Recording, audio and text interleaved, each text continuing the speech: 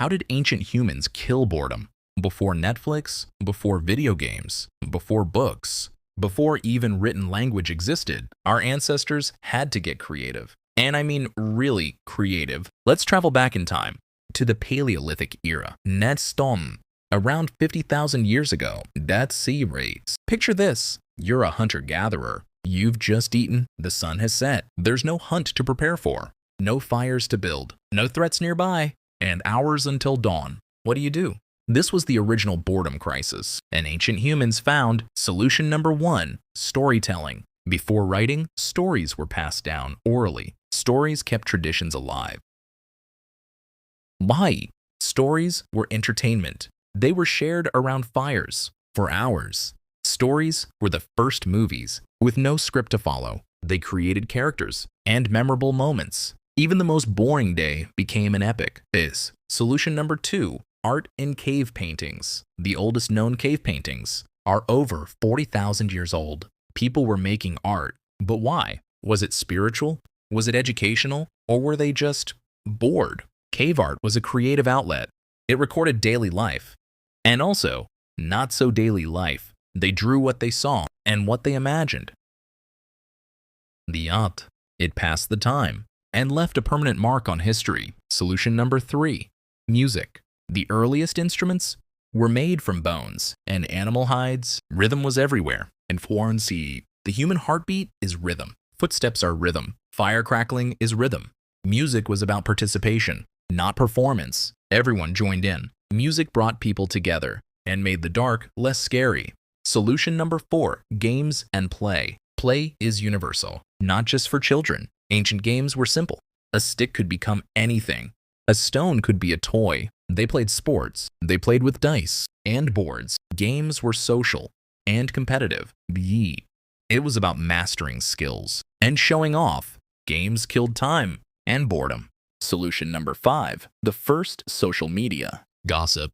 An ancient human pastime, sharing information. Who did what? Who was with whom? It was social bonding and survival information. But also, entertainment. They had their own celebrities, best hunters, best storytellers, best artists. They were the influencers of their time. Solution number 6, dance. The oldest form of expression before language. Dance was communication, hunting dances, celebration dances, storytelling through movement. Dance was immersive. Dance was immersive. It was meditative. Solution number 7, fire was mesmerizing. Ancient humans stared into flames for hours. It was hypnotic, meditative, and weird. They saw stories in the flames. It was their television and their meditation. Solution number 8, trance and altered states. Shamans would enter trance using rhythmic drumming or breathing techniques or even fasting. They'd see visions, find meaning, talk to spirits. It was like a therapy session, but with no couch. These states brought people together and killed boredom in the most extreme way. 1. Solution number 9, tool making. Humans love making things. It was productive and a great way to pass time. Hours would fly by. A rock became a hammer. A stick became a spear. A bone became art. They created their world, one invention at a time, and each invention killed boredom. But let's be honest, these ancient cures for boredom weren't always healthy. Some rituals got dangerous. Stories could become weapons, turning tribes against each other. But boredom also pushed them forward towards civilization. And if you're bored right now, maybe you should try something ancient. Put down the phone, pick up a stick, draw something, tell a story to someone, make some noise. These ancient humans weren't so different from us. They just had fewer distractions and way more time. They mastered the art of doing nothing. And somehow, they were never truly bored. And as the sun came up, they'd already found new ways to fill the day. One sunrise, one fire, one story. A lifetime of moments just like these. They were the original creatives and their legacy. Every time you create something from nothing, you're carrying on their tradition. So the next time you're bored, remember, you're just a few sticks and stones away from adventure. Because boredom isn't an emptiness, it's a blank canvas. Ancient humans filled it with fire, stories, art, music, and movement. And what will you fill yours with? Because the art of killing boredom is just the art of living. From the first spark of fire to the first stroke of paint, to the first beat of a drum and the first step of a dance, humans found 1,000 ways to say, I am alive. And in doing so, they turned survival into something beautiful. So go ahead, be bored, and see what you create. Every masterpiece started with a single mark. Every song began with a single beat. Every dance started with a single step, and every story began with a single word. So, what will your first mark be?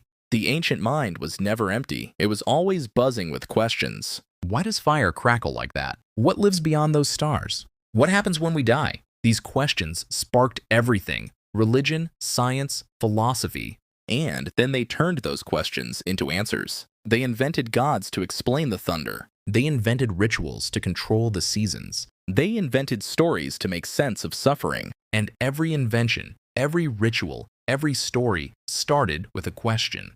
And those questions never stopped. They still burn inside us today. Every time you wonder why, you're connecting with a human who lived 50,000 years ago. Because boredom isn't the enemy of creativity, it's the birthplace. Let's go back to that cave for a moment. Imagine the silence, then the first crackle of fire, and suddenly everything changed. The fire became a companion. It listened when no one else did. It told stories through shadows. Every flicker was a new adventure. The fire was their first movie theater. And the best part, the show never repeated. But the fire wasn't just for watching, it was for gathering. Around the fire, everyone was equal. The elders spoke, the children listened, and everyone between learned something. Asrikin's stories carried warnings, stories carried hope, and stories carried the past into the future on trees. And the best students? Those who asked why? That curiosity, that why, is what built the world. Every invention started as a question. Every story started with a wondering. And every dance started with a feeling. So when you feel that spark, don't ignore it. And that spark, it's been waiting for you for 50,000 years. So go ahead, be bored, be curious, and see what you create. Look around you right now. Everything you use, everything you love, it all started with someone who was bored. In chess, and that's the most beautiful thing about being human.